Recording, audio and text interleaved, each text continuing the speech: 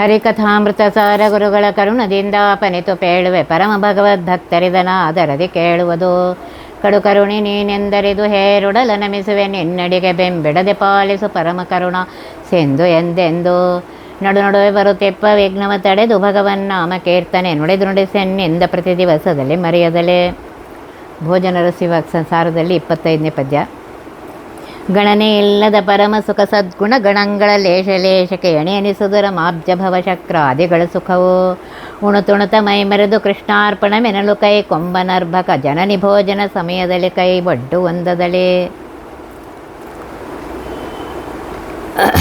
ಪರಮಾತ್ಮ ಅನಂತ ಗುಣ ಪರಿಪೂರ್ಣನಾಗಿದ್ದಾನೆ. ಗಣನೆ ಇಲ್ಲ, ಲೆಕ್ಕವೇ ಇಲ್ಲದ ಅನಂತ ಅಂದರೆ ಪರಮ ಉತ್ತಮ ಸುಖ ಸದ್ಗುಣಗಳು,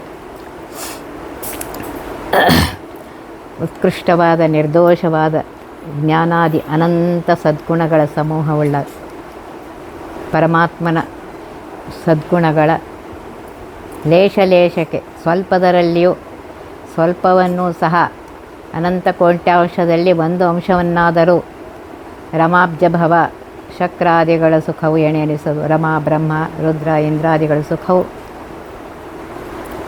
ಪರಮಾತ್ಮನ ಸುಖ ಲೇಷಾಂಶಕ್ಕೆ ಎಂದೂ ಸರಿ ಹೋಗೋದಿಲ್ಲ.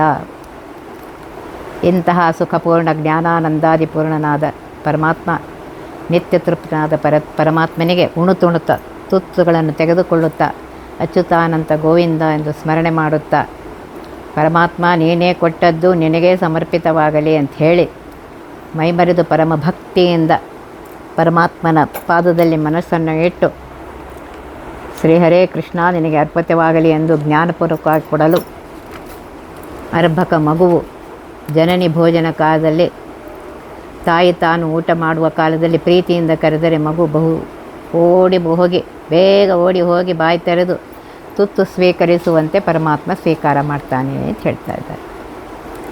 ಜೀವಕೃತ ಕರ್ಮಗಳ ಬಿಡದೆ ರಮಾವರನು ಸ್ವೀಕರಿಸಿ ಫಲಗಳ ನೀವ ಅವರ ಅಧಿಕಾರಾನುಸಾರದಲ್ಲಿ ಅವರಿಗನವರತ ಪಾವಕನು ಸರ್ವಸ್ವ ಭುಂಜಿಸಿ ತಾವಿಕಾರವನೈದನೊಮ್ಮೆಗೆ ಪಾವನಕ್ಕೆ ಪಾವನ ನಿಪಹರಿ ಎಂಬುದೇನರಿದು. ಜೀವಕೃತ ಕರ್ಮಗಳ ಬಿಡದೆ ಹಿಂದೆ ಹೇಳಿದಂತೆ ಜೀವರು ಪ್ರತಿನಿತ್ಯದಲ್ಲಿ ಮಾಡುವ ಸಕಲ ಪುಣ್ಯ ಪಾಪ ಕ್ರಿಯೆಗಳನ್ನು ಒಂದಾದರೂ ಬಿಡದೆ ಸ್ವೀಕಾರ ಮಾಡ್ತಾನೆ.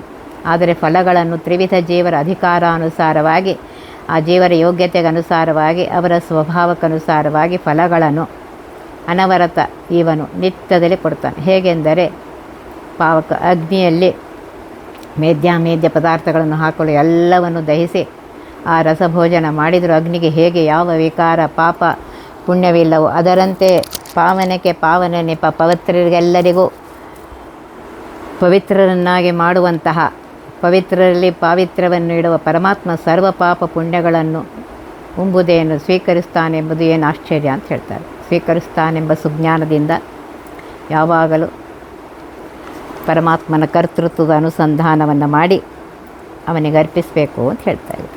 ಕಲುಷ ಜಿಹ್ವೆಗೆ ಸುಷ್ಟು ಭೋಜನ ಜಲ ಮೊದಲು ವಿಷದೋರುವುದು ನಿಷ್ಕಲುಷ ಜಿಹ್ವೆಗೆ ಸುರಸ ತೋರುವುದೆಲ್ಲ ಕಾಲದಲ್ಲಿ ಸುಲಲಿತಾಂಗಗೆ ಸಕಲ ರಸಮಂಗಳವೆನಿಸುತಿಹದ ಅನ್ನಮಯ ಕೈ ಕೊಳದೆ ಬಿಡುವನೆ ಪೂತನೆ ವಿಷಯ ಮೊಲೆ ಉಂಡವನು.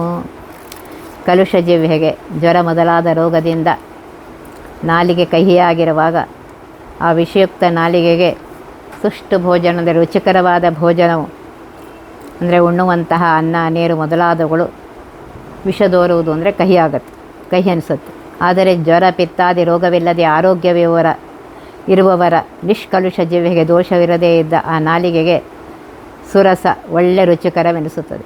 ಸುಲಲಿತಾಂಗಗೆ ಅತಿ ಕೋಮಲವಾದ ಶರೀರವುಳ್ಳ ಚಿನ್ಮಯ ರೂಪಿಯಾಗಿರುವಂತಹ ಪರಮಾತ್ಮನಿಗೆ ಸಕಲ ರಸ ಎಲ್ಲ ರಸಗಳು ಅಂದರೆ ಸಿಹಿ ಕಹಿ ಉಪ್ಪು ಹುಳಿ ಒಗುರು ಖಾರ ರಸಗಳು ಜಡರಸವಾದರೂ ಅವುಗಳಲ್ಲಿರುವ ರಸಪ್ರದನಾದ ಪರಮಾತ್ಮ ಚಿನ್ಮಯ ಸ್ವಾಖ್ಯ ರಸಗಳಿರುತ್ತವೆ ಪರಮಾತ್ಮನದು.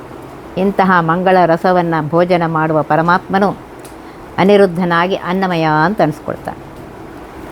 ಹರಿಯು ಕೈಕೊಳ್ಳದೆ ಬಿಡುವನೇ ಸ್ವೀಕರಿಸಿ ಎಂದಿಗಾದಿರುತ್ತಾನೆ, ಎಂದೂ ಬಿಡುವುದಿಲ್ಲ, ಸ್ವೀಕರಿಸ್ತಾನೆ ಅಂತ ಹೇಳ್ತಾ ಇದ್ದಾರೆ.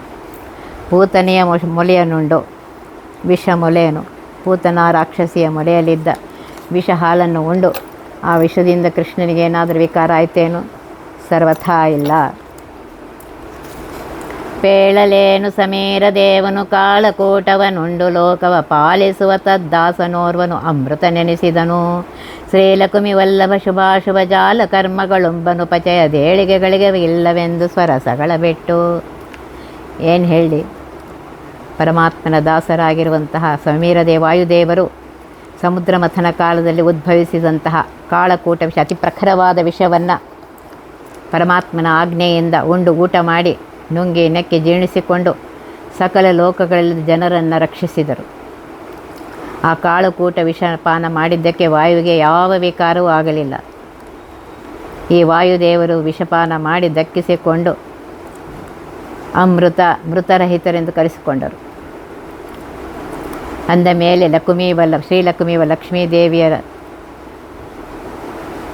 ಪತಿ ಆಗಿರುವಂತಹ ಪರಮಾತ್ಮ ಶುಭಾಶುಭ ಜಾಲ ಕರ್ಮಗಳೆಂಬ ಶುಭ ಅಶುಭ ಪುಣ್ಯ ಕರ್ಮಗಳು ಉಂಡರು ಪರಮಾತ್ಮನ ದೇಹಕ್ಕೆ ಅಪಜಯ ಏಳಿಗೆ ಅಭಿವೃದ್ಧಿ ಎಂದಿಗೂ ಆಗುವುದಿಲ್ಲ.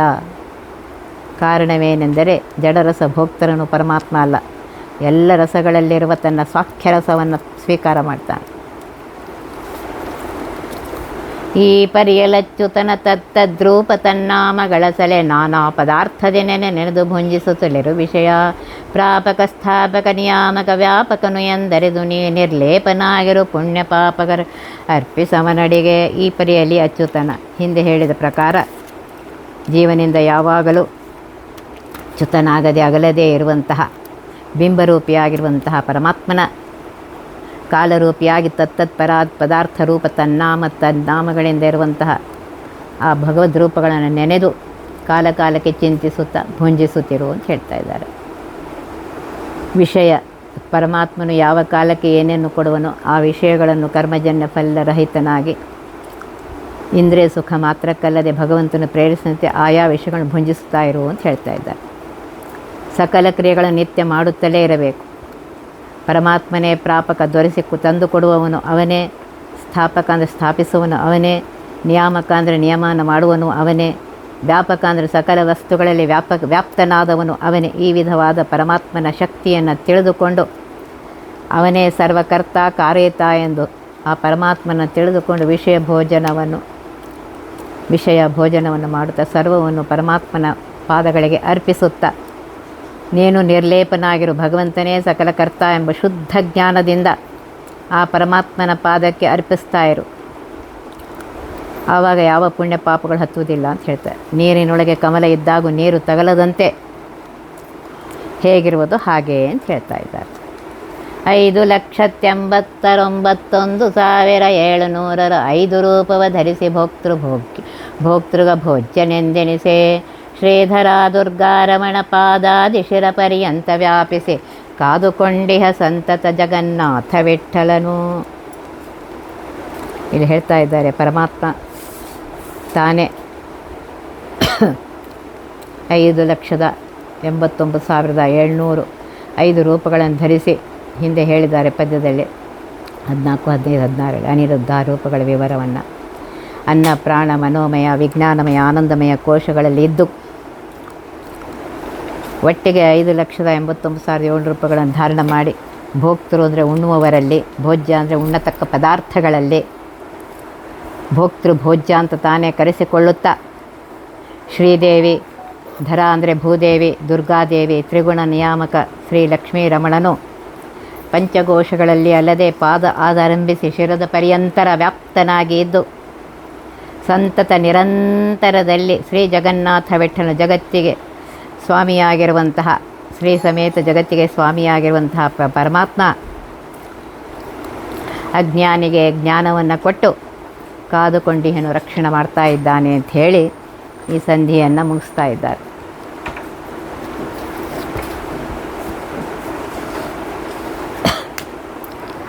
ಇನ್ನು ಮುಂದೆ ಇರೋದು ವಿಭೂತಿ ಸಂಧಿ. ಆ ವಿಭೂತಿ ಸಂಧಿಯಲ್ಲಿ ಹೇಳ್ತಾ ಇದ್ದಾರೆ, ಹರಿಕಥಾಮೃತ ಸಾರ ಗುರುಗಳ ಕರುಣದಿಂದ ಪನಿತು ಪೇಳುವೆ ಪರಮ ಭಗವದ್ಭಕ್ತರಿದನಾದರದಿ ಕೇಳುವುದು. ಶ್ರೀ ತರುಣಿ ವಲ್ಲಭನ ಪರಮ ವಿಭೂತಿ ರೂಪ ಕಂಡಲ್ಲಿ ತೆರದಿ ಚಿಂತಿಸುತ್ತ ಮನದಲ್ಲಿ ನೋಡು ಸಂಭ್ರಮದೇ. ನೀತ ಸಾಧಾರಣ ವಿಶೇಷ ಸಜಾತಿ ನೈಜಾಹಿತವು ಸಹಜ ವಿಜಾತಿ ಖಂಡ ಖಂಡ ಬಗೆಗಳನ್ನು ಅರಿತು ಬುಧರಿಂದ. ಶ್ರೀ ತರುಣಿ ವಲ್ಲಭನು ಲಕ್ಷ್ಮೀಪತಿಯಾಗಿರುವಂತಹ ಪರಮಾತ್ಮನು ಸರ್ವೋತ್ತಮನಾಗಿದ್ದಾನೆ, ಸರ್ವೋತ್ಕೃಷ್ಟನಾಗಿದ್ದಾನೆ. ಅವನ ವಿಭೂತಿ ರೂಪಗಳನ್ನು, ಅವನ ವಿಶಿಷ್ಟವಾದ ಆ ರೂಪಗಳನ್ನು ಕಂಡಲ್ಲೇ ಹೇಳ್ತಾರೆ. ಎಲ್ಲಿ ನೋಡಿದರಲ್ಲಿ ಆ ಪರಮಾತ್ಮನ ವಿಶೇಷವಾದ ರೂಪಗಳನ್ನು ನೋಡ್ತಾ ಇರು ಅಂತ ಹೇಳ್ತಾರೆ. ಚಿಂತನೆ ಮಾಡ್ತಾ ಇರು, ಮನಸ್ಸಿನಲ್ಲಿ ನೋಡು, ಸಂಭ್ರಮದಿ ಅಂತ ಇದ್ದಾರೆ, ಸಂತೋಷದಿಂದ ನೋಡಿ ಆನಂದ ಪಡು. ಅವು ಯಾವ್ಯಾವು ಅಂದರೆ ನೀತ, ಸಾಧಾರಣ, ವಿಶೇಷ, ಸಜಾತಿ, ನೈಜ, ಸಹಜ, ವಿಜಾತಿ, ಖಂಡ, ಅಖಂಡ ಈ ಬಗೆಗಳನ್ನು ತಿಳಿದುಕೊಂಡು ಬುಧರಿಂದ ಅಂತ ಹೇಳ್ತಾ ಇದ್ದಾರೆ. ಜ್ಞಾನಿಗಳ ಹತ್ರ ಹೋಗಿ ಅವರಿಂದ ಸರಿಯಾಗಿ ತಿಳಿದುಕೊಂಡು ಆ ರೂಪಗಳನ್ನು ಚಿಂತನೆ ಮಾಡ್ತಾ ಇರು ಅಂತ ಹೇಳ್ತಾ ಇದ್ದಾರೆ. ನೀತ ಅಂದರೆ ಮತ್ಸ್ಯಾದಿ ರೂಪಗಳು, ಸಾಧಾರಣ ಅಂದರೆ ಸರ್ವ ಜೀವ ಜಡಾಂತರ್ಗತ ರೂಪಗಳು, ವಿಶೇಷ ಅಂದರೆ ದೇವ ಅಂತರ್ಯಾಮಿ ರೂಪಗಳು, ಸಜಾತಿ ಅಂದರೆ ಇಂದ್ರಾದಿಗತ ರೂಪಗಳು, ನೈಜ ಅಂದರೆ ಶಾಲಿಗ್ರಾಮ ರೂಪಗಳು, ಶಾಲಿಗ್ರಾಮದಲ್ಲಿರುವ ರೂಪ, ಆಹಿತ ಅಂದರೆ ಸ್ವಯಂ ವ್ಯಕ್ತ ರೂಪ, ಸಹಜ ವಿಭೂತಿ ಲಕ್ಷ್ಮಣ ಬಲರಾಮಾದಿಗಳಲ್ಲಿರುವಂತಹದು, ವಿಜಾತಿ ಅಂದರೆ ನಕ್ಷತ್ರಾಪೇಕ್ಷೆಯ ಚಂದ್ರಗತ ರೂಪ, ಖಂಡ ಅಂದರೆ ಬಾಲಚಂದ್ರ. ಒಂದೊಂದು ರೂಪದೊಳಗೆ ಅನಂತ ರೂಪಗಳಿವೆ ಪರಮಾತ್ಮನ. ಅದನ್ನು ಸರಿಯಾಗಿ ತಿಳಿದುಕೊಂಡು ಆ ಬಗೆಗಳನ್ನು ಅರಿತು ಅಂತ ಹೇಳ್ತಾ ಇದ್ದಾರೆ. ಸರಿಯಾಗಿ ತಿಳಿದುಕೊಂಡು ಆ ಪರಮಾತ್ಮನ ವಿಶೇಷ ರೂಪಗಳನ್ನು ತಿಳಿದುಕೊಂಡು ಇದು ಮಾಡುತ್ತೆ. ಪರಮಾತ್ಮನ ಮೂಲ ರೂಪಗಳನ್ನು, ಅವತಾರ ರೂಪಗಳನ್ನು, ಆವೇಶ ರೂಪಗಳನ್ನು ಸರಿಯಾಗಿ ತಿಳ್ಕೋಬೇಕು ಅಂತ ಹೇಳ್ತಾ ಇದ್ದಾರೆ. ಇಲ್ಲದೇ ಇದ್ದರೆ ಶ್ರೀಮದಾಚಾರ್ಯ ಹೇಳ್ತಾ ಇದ್ದಾರೆ, ಇದು ತಿಳಿದೇ ಇದ್ದರೆ ಮುಕ್ತಿ ಆಗೋದಿಲ್ಲ ಅಂತ. ತಿಳಿದಾಗಲೇ ಮುಕ್ತಿ ಆಗುತ್ತೆ ಅಂತ ತಿಳಿದುಕೊಂಡು ಆ ರೂಪಗಳನ್ನು ಹೃದಯದಲ್ಲಿ ತಂದುಕೊಂಡು ಗುರುಗಳನ್ನು ಸ್ಮರಿಸುತ್ತಾ ಆ ಪರಮಾತ್ಮನ ರೂಪಗಳನ್ನು ಸ್ಮರಿಸಬೇಕು ಅಂತ ಹೇಳ್ತಾರೆ. ಆವಾಗ ಪರಮಾತ್ಮ ಅವರಿಗೆ ಅನುಗ್ರಹವನ್ನು ಮಾಡ್ತಾನೆ ಅಂತ ಹೇಳ್ತಾ ಇದ್ದಾರೆ.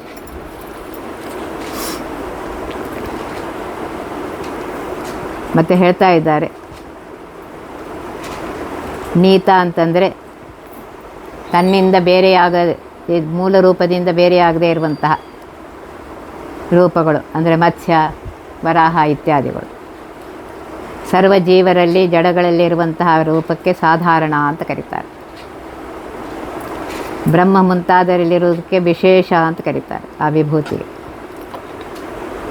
ಇಂದ್ರ, ಶುಕ್ರ ಅರ್ಜುನ ಇತ್ಯಾದಿಗಳಿರುವ ವಿಭೂತಿ ರೂಪಕ್ಕೆ ಸಜಾತಿಯ ಅಂತ ಕರೀತಾರೆ. ಶಾಲಿಗ್ರಾಮದಲ್ಲಿರುವ ವಿಭೂತಿ ರೂಪಕ್ಕೆ ನೈಜ ಅಂತ ಕರೀತಾರೆ. ಸ್ವಯಂ ವ್ಯಕ್ತ ಪ್ರತಿಮೆಯಲ್ಲಿರುವ ವಿಭೂತಿಗೆ ಆಹಿತ ವಿಭೂತಿ ಅಂತ ಕರೀತಾರೆ. ಲಕ್ಷ್ಮಣ, ಬಲರಾಮ ಮುಂತಾದರಲ್ಲಿರುವುದು ಸಹಜ ವಿಭೂತಿ. ಚಂದ್ರನಲ್ಲಿರುವುದು ವಿಜಾತಿಯ ವಿಭೂತಿ. ಬಾಲಚಂದ್ರನಲ್ಲಿರುವುದು ಖಂಡ ವಿಭೂತಿ. ಸೇನೆ, ವನ ಮುಂತಾದವುಗಳಲ್ಲಿ ಇರುವುದು ಅಖಂಡ ವಿಭೂತಿ. ಈ ರೀತಿಯಾಗಿ ಆ ಪರಮಾತ್ಮನ ವಿಭೂತಿ ಸಂಧಿಯಲ್ಲಿ ಹೇಳ್ತಾ ಇದನ್ನೆಲ್ಲ ಸರಿಯಾಗಿ ತಿಳಿದುಕೊಂಡು ಆ ಪರಮಾತ್ಮನನ್ನು ಆರಾಧಿಸು. ಆ ಪರಮಾತ್ಮನ ವಿಭೂತಿ ರೂಪವನ್ನು ಎಲ್ಲ ಕಡೆ ನೋಡು. ಎಲ್ಲ ಕಡೆ ನೋಡಿ ಆ ಪರಮಾತ್ಮನ ವಿಶೇಷ ಸನ್ನಿಧಾನವನ್ನು ತಿಳಿದುಕೊಂಡು ಸರ್ವತ್ರದಲ್ಲಿ ವ್ಯಾಪ್ತನಾಗಿದ್ದಾನೆ ಪರಮಾತ್ಮ. ಅದು ಯಾವ ರೂಪದಿಂದ ವ್ಯಾಪ್ತನಾಗಿದ್ದಾನೆ, ಎಷ್ಟು ಇದರಿಂದ ವ್ಯಾಪ್ತನಾಗಿದ್ದಾನೆ ತಿಳ್ಕೊ ಅಂತ ಹೇಳ್ತಾ ಇದ್ದಾರೆ. ಜಲಧರಾಗಸದೊಳಗೆ ಚರಿಸುವ ಹಲವು ಜೇವರ ನಿರ್ಮಿಸಿ ಅದರೊಳು ಸಜಾತಿ ವಿಜಾತಿ ಸಾಧಾರಣ ವಿಶೇಷಗಳ ತಿಳಿದು ತತ್ತ ಸ್ಥಾನದಲ್ಲಿ ಬೆಗ್ಗಳಿಸಿ ಹಬ್ಬಿದ ಮನದಿ ಪೂಜಿಸುತ್ತ ಅಲವ ವ್ಯಾಪ್ತನ ರೂಪಗಳ ನೋಡುತ್ತಲೇ ಹೆಗ್ಗುತ್ತಿರು. ಎಷ್ಟು ಸುಂದರವಾಗಿ ಹೇಳ್ತಾ ಇದ್ದಾರೆ ನೋಡಿ. ಆ ಪರಮಾತ್ಮ ಜಲದಲ್ಲಿ, ನೀರಿನಲ್ಲೂ ಇದ್ದಾನೆ. ಧರ ಅಂದರೆ ಭೂಮಿಯಲ್ಲಿದ್ದಾನೆ. ಆಗಸ ಅಂದರೆ ಆಕಾಶದಲ್ಲಿದ್ದಾನೆ. ಚರಿಸುವ, ತಿರುಗಾಡತಕ್ಕ, ನೀರಿನಲ್ಲಿ, ಭೂಮಿಯಲ್ಲಿ, ಆಕಾಶದಲ್ಲಿ ಏನು ತಿರುಗಾಡ್ತಾ ಇವೆ ಹಲವು ಅನೇಕ ತರಹದ ಜೀವರಾಶಿಗಳನ್ನು ನಿರ್ಮಿಸಿ ಅವನೇ ಸೃಷ್ಟಿ ಮಾಡಿದ್ದಾನೆ.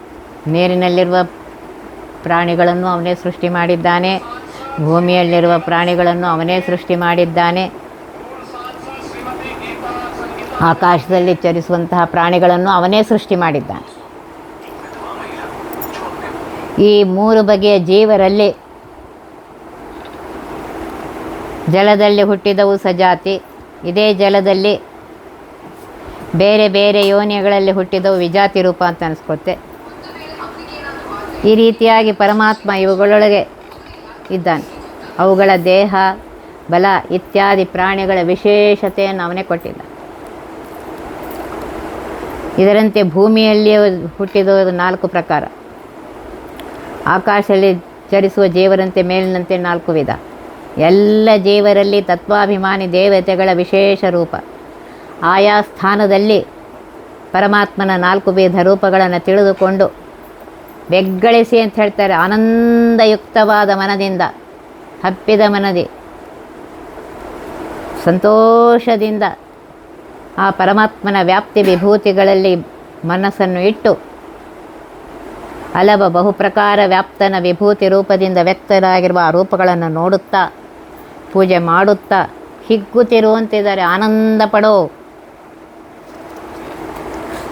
ಆನಂದಪಟ್ಟು ಸಂತೋಷಪಟ್ಟು ಆ ಪರಮಾತ್ಮನನ್ನು ನೋಡ್ತಾ ಇರು. ಎಷ್ಟು ನೋಡ್ರಿ, 84 ಲಕ್ಷ ಯೋನಿಗಳಿವೆ. ಅದರಲ್ಲಿ ಮತ್ತು ಬೇರೆ ಬೇರೆ ಅಪ್ಪ ಅಮ್ಮ ಅಂದರೆ ಅಷ್ಟು ಜೀವರಲ್ಲಿ ಪರಮಾತ್ಮ ತಾನು ವ್ಯಾಪ್ತನಾಗಿದ್ದುಕೊಂಡು ಆಯಾ ಜೀವಿಗಳ ಕರ್ಮಕ್ಕನುಸಾರವಾಗಿ ಅವರ ಯೋಗ್ಯತೆಗನುಸಾರವಾಗಿ ಅವರಿಗೆ ಎಲ್ಲಿ ಹುಟ್ಟಿಸ್ಬೇಕು, ಯಾರು ತಂದೆ ತಾಯಿಗಳಾಗಬೇಕು, ಯಾರು ಮಕ್ಕಳಾಗಬೇಕು, ಎಲ್ಲಿಡಬೇಕು, ಏನು ಆಹಾರ ತಿನ್ನಿಸ್ಬೇಕು, ಎಲ್ಲ ಲೆಕ್ಕ ಇದೆ. ಆ ರೀತಿಯಾಗಿ ಪರಮಾತ್ಮ ಭೂ ಜಲ ಖೇಚರ 3 ಜಗದಲ್ಲಿರುವ ತ್ರಿವಿಧ ಜೀವರಲ್ಲಿ ಪರಮಾತ್ಮ ತಾನು ಅಂತರ್ಯಾಮಿಯಾಗಿದ್ದುಕೊಂಡು ಸರ್ವತ್ರ ವ್ಯಾಪ್ತನಾದಂತಹ ಪರಮಾತ್ಮ, ಲಕ್ಷ್ಮೀಪತಿಯಾಗಿರುವಂತಹ ಪರಮಾತ್ಮ ಅಲ್ಲಿದ್ದ ಅವರಿಗೆ ಏನೇನು ಕೊಡಬೇಕು ಅದನ್ನು ಕೊಡ್ತಾನೆ. ಅವನ ಮಹಿಮೆ ಎಷ್ಟಿದೆ ನೋಡ್ರಿ. ಅವನ ಮಹಿಮೆ ಹೇಳಲಿಕ್ಕೆ ಸಾಧ್ಯ ಇಲ್ಲ ಅಂತ ಹೇಳ್ತಾ ಇದ್ದಾರೆ. ಭೂಮಿಯಲ್ಲಿ ಸಂಚಾರ ಮಾಡುವಂತಹ ಜೀವರುಗಳು,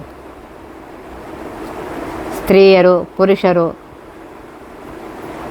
ಅದರಲ್ಲಿ ಮುಕ್ತಿಯೋಗ್ಯರಿದ್ದಾರೆ, ನಿತ್ಯ ಸಂಸಾರಿಗಳಿದ್ದಾರೆ, ತಮೋ ಅಧಿಕಾರಿಗಳಿದ್ದಾರೆ. ಆ ಎಲ್ಲರಿಗೂ ಬ್ರಾಹ್ಮಣ, ಕ್ಷತ್ರಿಯ, ವೈಶ್ಯ, ಶೂದ್ರ, ಆ ಚತುರ್ವಿಧ ವರ್ಣಗಳಿವೆ. ಆ ವರ್ಣಗಳಿಗೆ ಯಾರಿಗೆ ಎಲ್ಲಿ ಹುಟ್ಟಿಸ್ಬೇಕು, ಯಾರು ತಂದೆ ತಾಯಿಗಳಾಗಬೇಕು, ಯಾರು ಸಹೋದರರು ಸಹೋದರಿ ಆಗಬೇಕು, ಅನ್ನದ ಋಣ ಭೂಮಿ ಋಣ ಅಂತ ಹೇಳ್ತಾರೆ. ಎಷ್ಟು ತಿನ್ನಿಸ್ಬೇಕು, ಯಾವ ಜಾಗದಲ್ಲಿ ಇಡಬೇಕು, ಇದನ್ನೆಲ್ಲ ಪರಮಾತ್ಮ ಇದು ಮಾಡಿದ್ದಾನೆ. ಆ ರೀತಿಯಾಗಿ ಪರಮಾತ್ಮ ಇದ್ದು ಸರ್ವಸ್ವಾಮಿಯಾಗಿರುವಂತಹ ಪರಮಾತ್ಮ ಶ್ರೀ ಭೂ ದುರ್ಗಾರಮಣನಾಗಿರುವಂತಹ ಪರಮಾತ್ಮ ಸಜಾತಿ ವಿಜಾತಿ ಸಾಧಾರಣ ವಿಶೇಷ ಎಲ್ಲ ಜೀವರ ಸ್ವರೂಪ ದೇಹಗಳಲ್ಲಿದ್ದು ವ್ಯಾಪ್ತನಾಗಿದ್ದು ನಿರ್ಲಿಪ್ತನಾಗಿದ್ದು ವ್ಯಾಪಾರಗಳನ್ನು ಮಾಡ್ತಾ ಇದ್ದಾನೆ. ಆ ವ್ಯಾಪಾರ ರೂಪಗಳನ್ನು ನೋಡುತ್ತಲೇ ಹಿಗ್ಗುತ್ತಿರು ಅಂತಿದ್ದಾರೆ. ಪರಮಾನಂದದಿಂದ ಬಿಂಬರೂಪಿಯಾಗಿರುವಂತಹ ಪರಮಾತ್ಮನ ಪೂಜೆ ಮಾಡ್ತಾ ಇರು. ಸರ್ವತ್ರ ವ್ಯಾಪ್ತನಾಗಿರುವಂತಹ ಆ ಪರಮಾತ್ಮನನ್ನು ತಿಳಿದುಕೊಂಡು ಸರ್ವ ಸಮರ್ಪಣ ಮಾಡೋದೇ ಮಹಾಪೂಜೆ ಅಂತ ಹೇಳ್ತಾ ಇದ್ದಾರೆ. ಹೀಗೆ ಸರಿಯಾಗಿ ತಿಳಿದುಕೊಂಡು ಮಾಡು. ಅದಕ್ಕೆ ಹೇಳಿದ್ರು ಪ್ರತಿ ಕ್ಷಣಕ್ಕೆ ನೆನೆ ಹರಿಯ, ಪ್ರತಿ ಕ್ಷಣಕ್ಕೆ ನೆನೆ ಲವಕ್ಕೆ ತ್ರುಟಿಗೆ ನೆನೆ, ಇರುಳು ಹಗಲು ನೆನೆ ಹರಿಯ ಮನವೇ. ಪ್ರತಿ ಕ್ಷಣಕ್ಕೆ ನೆನೆ ಸ್ಮರಣೆ ಮಾಡ್ಕೋವನು. ಈ ರೀತಿಯಾಗಿ ಪರಮಾತ್ಮ ಸರ್ವತ್ರದಲ್ಲಿದ್ದ. ಪ್ರತಿಮೆ ಶಾಲಿಗ್ರಾಮ ಗೋ ಅಭ್ಯಾಗತ ಥೇಸೆ ತುಳಸಿ ಪೆಪ್ಪಲ ಯತಿವನಸ್ಥ ಗೃಹಸ್ಥವಟು ಯಜಮಾನ ಸ್ವಪರ ಜನ, ಪೃಥ್ವಿ ಜಲಶಿಖಿ ಪವನ ತಾರಾಪತ ನವಗ್ರಹ ಯೋಗಕರಣ ಭತಿತಿ ಸಿತಾಸಿತ ಪಕ್ಷ ಸಂಕ್ರಮಣ ಅವನ ಅಧಿಷ್ಠಾನ. ಪ್ರತಿಮೆ ಕಟ್ಟಿಗೆ ಪ್ರತಿಮೆ ಇರ್ಬೋದು, ಲೋಹದ ಪ್ರತಿಮೆ, ತಾಮ್ರದ ಪ್ರತಿಮೆ, ಬೆಳ್ಳಿಯ ಪ್ರತಿಮೆ, ಸುವರ್ಣದ ಪ್ರತಿಮೆ, ಆ ಎಲ್ಲ ಪ್ರತಿಮೆಗಳಲ್ಲಿ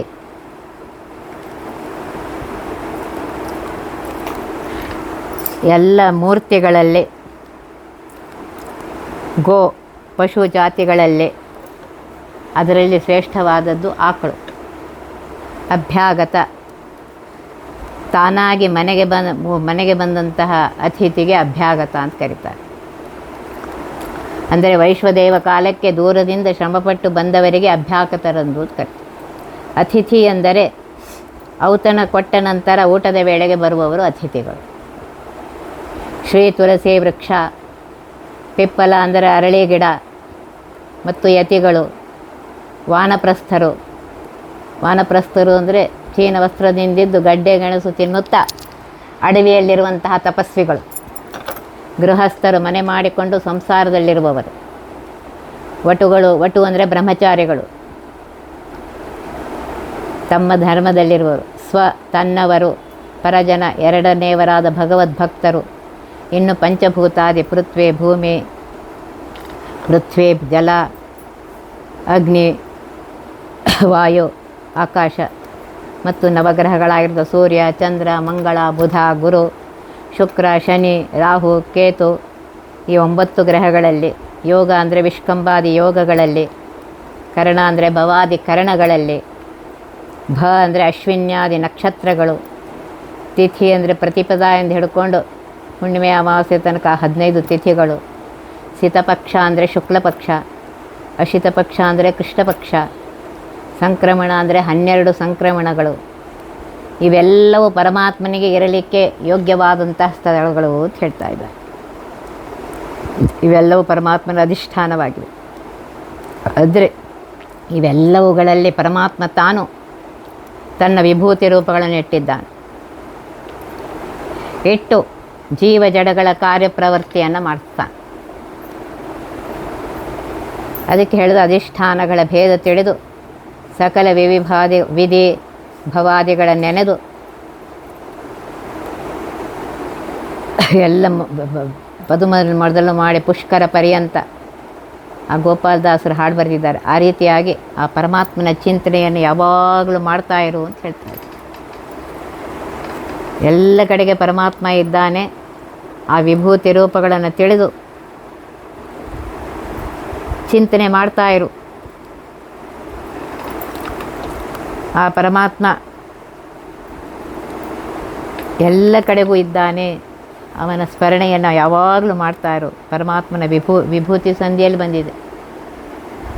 ಆ ಪರಮಾತ್ಮನ ವಿಭೂತಿಗಳ ರೂಪಗಳನ್ನು ತಿಳಿದುಕೊಂಡು ಆ ಪರಮಾತ್ಮನ ಸ್ಮರಣೆಯನ್ನು ಮಾಡ್ತಾ ಇರು ಅಂತ ಹೇಳ್ತಾರೆ.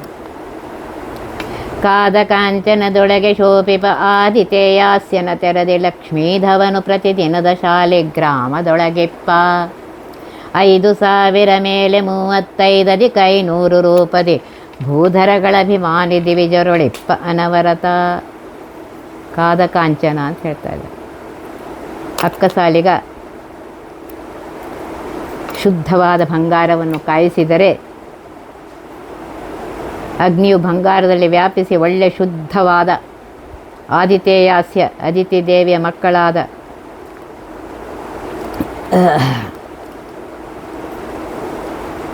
ಆದಿತ್ಯಗಳ ಮುಖನಾಗಿರುವಂತಹ ಸೂರ್ಯನಂತೆ ಅಥವಾ ಅಗ್ನಿಯೋಪಾದಿಯಲ್ಲಿ ಶೋಭಿಪ ತೆರದಿ ಪ್ರಕಾಶಮಾನನಾಗಿ ಶೋಭಿಸುವಂತೆ ಧಾತುಗಳಲ್ಲಿ ಬಂಗಾರವೇ ಶುದ್ಧ, ಅದರಲ್ಲಿ ಪರಿಶುದ್ಧವಾದ ಅಗ್ನಿ ವ್ಯಾಪಿಸಿದರೆ ಹೇಗೆ ತೇಜಪುಂಜವಾಗಿ ಶೋಭಿಸುತ್ತದೆಯೋ ಹಾಗೆ ದೋಷದೂರನು ಪಾವನಾತ್ಮನಾಗಿರುವಂತಹ ಲಕ್ಷ್ಮೀಪತಿಯಾಗಿರುವಂತಹ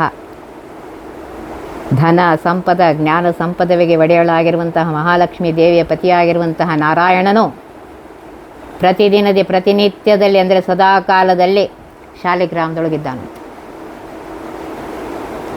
ಅಗ್ನಿಯಂತೆ ಪ್ರಕಾಶನಾದ ಶಾಲಿಗ್ರಾಮದಲ್ಲಿ ಸಹಜ ವಿಭೂತಿ ಇದೆ ಅಂತ. ಇದನ್ನು ಸರಿಯಾಗಿ ತಿಳಿದುಕೊಂಡು ಆ ರೀತಿಯಾಗಿ ಪೂಜೆ ಮಾಡು ಅಂತ ಹೇಳ್ತಾ ಇದ್ದಾರೆ.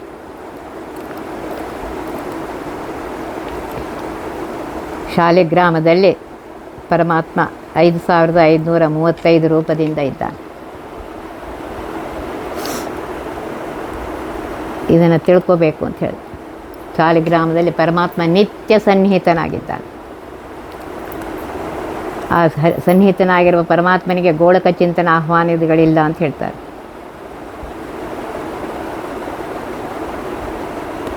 ಶಾಲಿಗ್ರಾಮದಲ್ಲಿ ಪರಮಾತ್ಮ ತಾನೇ ಶ್ರೀರೂಪದಿಂದ ಇದ್ದಾನೆ, ಶ್ರೀಹರಿದ್ದಾನೆ. ಭೂಧರಗಳ ಅಭಿಮಾನಿ, ಪರ್ವತಗಳಿಗೆ ಅಭಿಮಾನಿಗಳಾದ ದಿವಿಜರು ದೇವತೆಗಳಲ್ಲಿ ಅನವರತ ನಿತ್ಯದಲ್ಲಿ ಇರುವನೆಂದು ತಿಳಿದು ಭಜಿಸು ಅಂತ ಹೇಳ್ತಾ ಇದ್ದಾರೆ. ಶ್ವೇತಗೆ ದ್ವೀಪಗತನಾಗಿರುವಂತಹ ಪರಮಾತ್ಮನೇ ನಿತ್ಯ ವ್ಯಕ್ತನಾಗಿ ಶಾಲಿಗ್ರಾಮದಲ್ಲಿ ಇದ್ದಾನೆ ಅಂತ ಹೇಳಿ ಚಿಂತನೆ ಮಾಡು ಅಂತ ಹೇಳ್ತಾ ಇದ್ದಾರೆ.